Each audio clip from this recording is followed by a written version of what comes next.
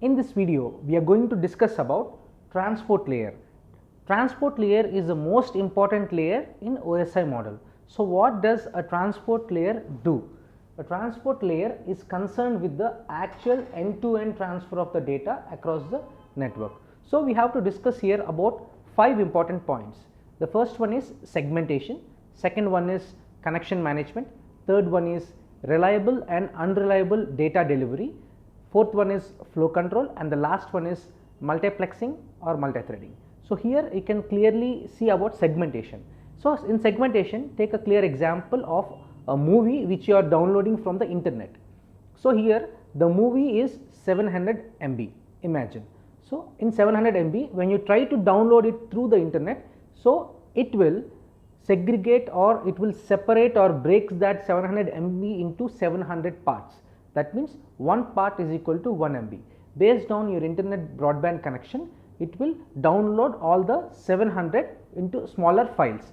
So after downloading 700 smaller files, after observing it, you can see the transport layer on your PC will combine all those 700 small parts into a big part. Again it will convert into a 700 MB. This is called segmentation here. So coming to connection management. The connection management happens in such a way that if a PC1 and PC2 are communicating, PC1 will be sending a signal so that the other PC will be acknowledging it, and again after receiving, the PC1 will be acknowledging back that the data is received.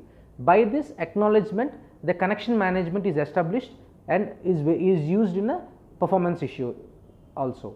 So here you can also see about the reliable and unreliable data delivery also. So reliable data is done to TCP protocol and unreliable data is done to UDP protocol. And also coming to the flow control depends on windowing, and also ready and not ready signals are being transmitted between two devices like all two PCs here. So coming to the last one, multiplexing. So what does multiplexing do here? Multiplexing is very important part here, because after receiving the data, it sends the ready signals to the other host, so that the multiplexing will be useful in the transport layer, and this transport layer is very important layer in OSI model. So this 5 steps will be used to see that the data is packeted or data is transferred all through the network, and it takes the reference from the session layer to maintain, to establish and to troubleshoot the termination servers or sessions based on the transport layer also here. So coming to the next layer, we will be discussing it in the next video.